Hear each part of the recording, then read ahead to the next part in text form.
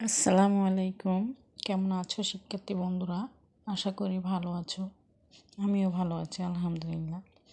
আজ আমরা পড়ব দ্বিতীয় শ্রেণী আমার বাংলা বইয়ের একটি গল্প। নাম ডালিম কুমার ও কঙ্কাবতী। পার্ট 4। ডালিম কুমার ও কঙ্কাবতী।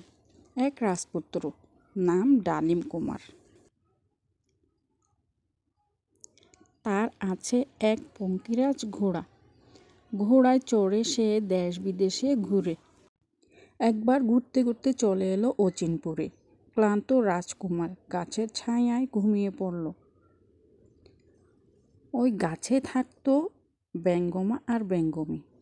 তারা কথা বলছিল। রাজকন্যা কঙ্কাবতী, কি হয়েছে জানো?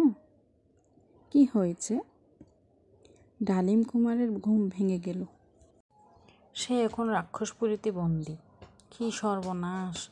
রাক্ষসপুরী অনেক দূরে, 7 সাগর 13 নদীর ওপারে। কঙ্কাবতীকে বাঁচাতে হবে। ডালিম কুমার 7 সাগর 13 নদী পার হলো, পৌঁছালো রাক্ষসপুরীতে। উঠো কঙ্কাবতী! রাজকন্যা কঙ্কাবতী সোনার পালঙ্কে ঘুমিয়ে আছে। কিছুতেই তার ঘুম ভাঙে না। কঙ্কাবতীর মাথার কাছে রূপার কাঠি আর পায়ের কাছে সোনার কাঠি। ডালিম কুমার মাথার কাছে সোনার কাঠি নিয়ে এলো আর পায়ের কাছে নিয়ে এলো রূপার কাঠি। অমনি কঙ্কাবতী জেগে উঠল। কি সর্বনাশ! এক্ষুনি তো রাক্ষস চলে আসবে। হাউ মাউ খাও!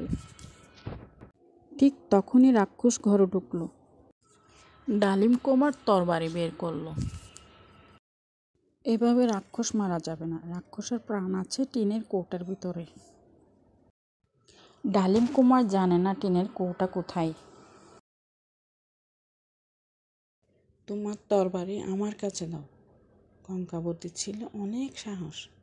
পালঙ্কের নিচ থেকে সে কৌটা বের করলো। কৌটা খুলতেই বেরিয়ে এলো একটা ভ্রমর। কঙ্কাবতীর তরবারি দিয়ে কেটে ফেললো ভ্রমরটাকে, ঘেছাং। তারপর ডালিম কুমার ও কঙ্কাবতী বেরিয়ে এলো রাক্ষসপুরী থেকে। ভিডিওটি যদি ভালো লাগে লাইক অ্যান্ড সাবস্ক্রাইব করে আন্নাফি অনলাইন পাঠশালা পাশে থাকবেন।